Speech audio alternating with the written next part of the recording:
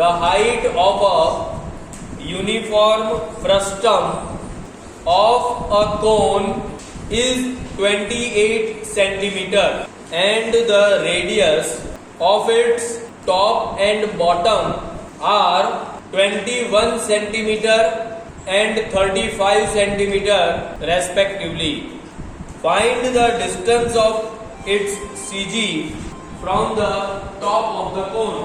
अब लिखे हिंदी में, किसी शंकु के एक समान छिन्नक की ऊंचाई 28 सेमी है और उसके शिखर व आधार की त्रिज्याएं क्रमशः 21 सेमी व 35 सेमी है। इसके गुरुत्व केंद्र की दूरी आधार से ज्ञात कीजिए। इंग्लिश मीडियम वाले भी थोड़ा चेंज कर लें। हमने लिखा था find out the position of its CG from the top. Top की जगह बेस लिख दो, जहां पर आपने टॉप लिखा था उसकी जगह पर बेस लिख दो। अब हम जब भी 3D क्वेश्चन को देखते हैं तो यहाँ पर कौन शब्द आ गया, शंकु शब्द आ गया हिंदी मीडियम वालों के लिए, और इंग्लिश मीडियम वालों के लिए कौन शब्द आया। तो आप लोगों को समझ जाना है कि ये प्रश्न 3D डायग्राम का, 3D शेप का है। अब कई विद्यार्थियों को फ्रस्टम और छिन्नक शब्द सुनकर थोड़ा आश्चर्य हुआ, पहली बार सुना होगा, तो मैं उसका पहले अर्थ समझा देता हूं कि फ्रस्टम हो चाहे छिन्नक हो, उसका मतलब होता है कि जब कभी किसी कोन को ऊपर से काट दिया जाए तो फिर बचा हुआ जो हिस्सा होता है उसको हम फ्रस्टम कहते हैं या छिन्नक कहते हैं। और वो दिखने में, ग्लास को अगर उल्टा रख दो फिर वो जैसे दिखता है ठीक उसी प्रकार से दिखता है। अगर आप कोई बड़ा ग्लास हो उसको उल्टा करके टेबल पे रख दोगे और वो जिस प्रकार से दिखेगा ठीक उसा वैसा का वैसा ही शंकु को ऊपर से काटने के बाद जो बचा हुआ हिस्सा है वो भी वैसा ही आपको दिखेगा। उसको हम छिन्नक बोलते हैं हिंदी में, और इंग्लिश में फ्रस्टम बोलते हैं। समझ में आ रहा है। अब हमें जब कभी 3D शेप के डायग्राम को बनाना होता है तो हम उसका 2D शेप बनाते हैं, मतलब फ्रंट व्यू बनाते हैं। इंजीनियरिंग ड्राइंग में आपने ऑर्थोग्राफिक प्रोजेक्शन सीखा था, जिसमें 3D शेप का आप 2D शेप में कन्वर्ट करते थे, front view, top view, side view, ये सब बनाते थे। तो हम यहां पर 3D शेप का फ्रंट व्यू बनाएंगे। तो फ्रंट व्यू के अंदर जो कोन होता है वो ट्रायंगल का जैसा दिखता है। तो आप लोग गलती से भी उस कोन को ट्रायंगल ना समझ लें, इसलिए मैं ये बात स्पष्ट कर रहा हूं आपके साथ। मैं आपको कह रहा था कि 3D शेप का जब भी क्वेश्चन आए और आप जब उसका डायग्राम बनाएंगे तो उसका फ्रंट व्यू बनाएंगे। आपको पूरा 3D नहीं बनाना है क्योंकि उसमें समय ज्यादा जाता है। आप लोग उसका केवल फ्रंट व्यू बनाएंगे और दिमाग में रखेंगे कि मैं जो बना रहा हूं वो कौन बना रहा हूं। कई विद्यार्थी इसको देखकर कंफ्यूज हो जाते हैं और ट्रायंगल समझ बैठते हैं और प्रश्न को गलत करके आ जाते हैं। ये हमने शंकु बनाया है, कोन बनाया है, ये कोन का फ्रंट व्यू बनाया है, ऐसा भी कह सकते, कोन का फ्रंट व्यू। चलो, अब यहां पर मैंने BC वाली लाइन से इस कोन को काट दिया और ऊपर जो डॉटेड वाला हिस्सा बताया है वो कटा हुआ हिस्सा है। तो ये BCDE वाला हिस्सा अगर आप केवल देखते हैं तो उसको हम फ्रस्टम बोलते हैं, छिन्नक। और क्वेश्चन में फ्रस्टम की ऊंचाई दे रखी है 28 सेंटीमीटर। और ये कोण कितना था पहले, कटने से पहले हमें पता नहीं था, इसलिए हमने H बना लिया। तो सर्वप्रथम हमें इस H का मान निकालना पड़ेगा, इस H की वैल्यू निकालनी पड़ेगी, क्योंकि हमें पता होना चाहिए कि पहले कोण कितना था। तो उसके लिए हमें ट्रायंगल लॉ का यूज करना है, और वो लॉ होता है कि हमें हाइट के रेशियो को डायमीटर के रेशियो से इक्वल करना हो। तो आप ध्यान से देखेंगे तो आपको ये दिखेगा AF ये हाइट है और AG ये दूसरी हाइट है। AF by AG is equals to BC पहला डायमीटर है और DE दूसरा डायमीटर। AF की ऊंचाई है h, AG की ऊंचाई कितनी है 28, h प्लस 28, BC की लंबाई कितनी है 42, DE की कितनी है 70, देखो 21 का डबल किया 42 क्योंकि 21 रेडियस दिया था और मैंने यहाँ पर डायमीटर बताया इसलिए डबल कर दिया 42। यहाँ पर 35 का डबल 70 लिखा है क्योंकि 35 रेडियस दिया था, यहाँ पर मैंने डायमीटर बताया इसलिए 70 किया। आप कंफ्यूज मत होइएगा कि सर 42 कहां से आ गया 70 कहां से आ गया, वो वैल्यू मैंने डायमीटर की लिखी है और क्वेश्चन में रेडियस दी है, ठीक है। अब क्रॉस मल्टीप्लाई करेंगे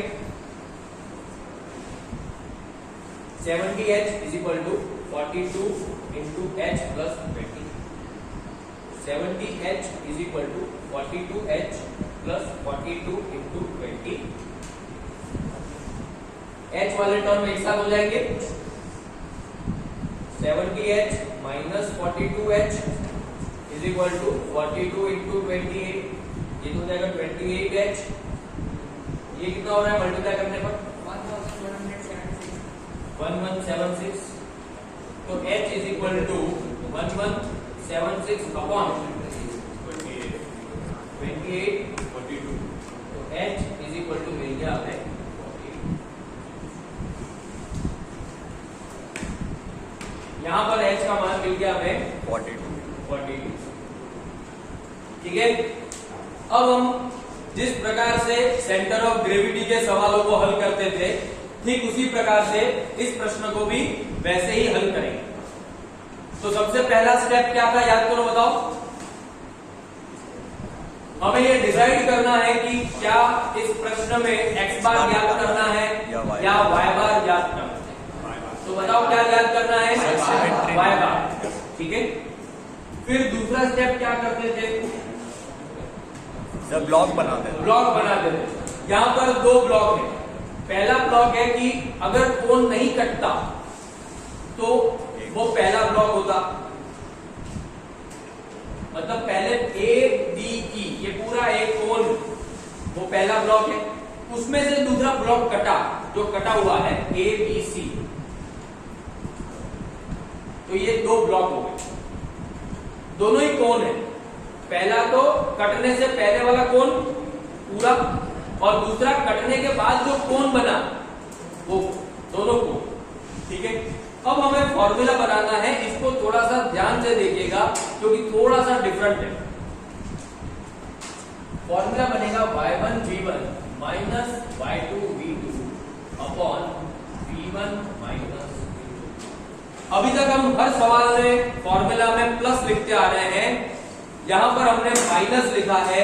उसकी वजह है कि यहां पर पहले भाग में से दूसरा भाग कटा हुआ है और कट कर अलग हो चुका है। तो जब पहले भाग में से दूसरा भाग कट जाता है तो आपको फॉर्मूला में माइनस साइन लिखनी है, प्लस साइन नहीं लिखनी। भले ही आप फॉर्मूला में अभी तक प्लस साइन लिखते थे। तो पता पड़ा फॉर्मूला में हमने यहां पर माइनस साइन क्यों लिखी है, क्योंकि पहले भाग में से दूसरा भाग कटा, ठीक है। अब V1 का मतलब अगर आपको पता है तो V1 बताएं। V1 का मतलब क्या होता है volume of first block. Volume of first block. V1 का मतलब केवल वॉल्यूम नहीं हो सकता, V1 का मतलब हो सकता है वॉल्यूम ऑफ फर्स्ट ब्लॉक। तो बताओ फर्स्ट ब्लॉक का शेप कौन सा है कोण। फर्स्ट ब्लॉक कोण है, ट्रायंगल तो बनाया है, वो ऑर्थोग्राफिक व्यू से फ्रंट व्यू बनाया। तो कोण का वॉल्यूम का फॉर्मूला क्या होता है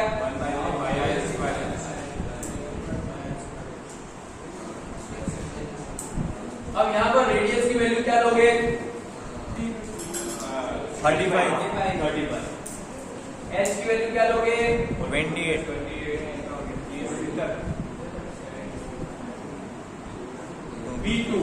V2 का मतलब क्या हुआ volume of second block. Second block का शेप क्या है कोण। तो कोण का फॉर्मूला क्या होगा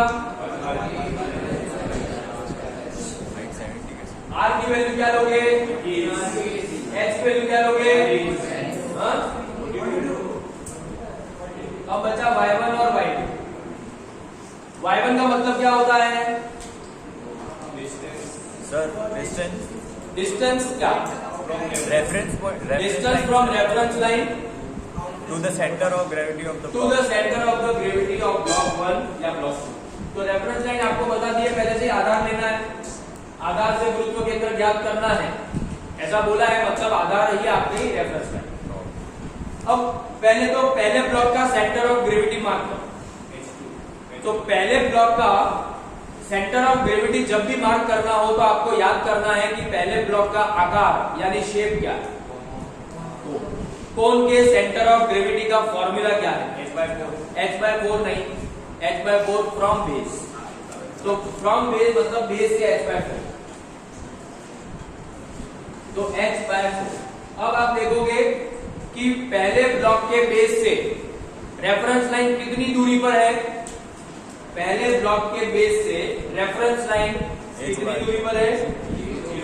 0,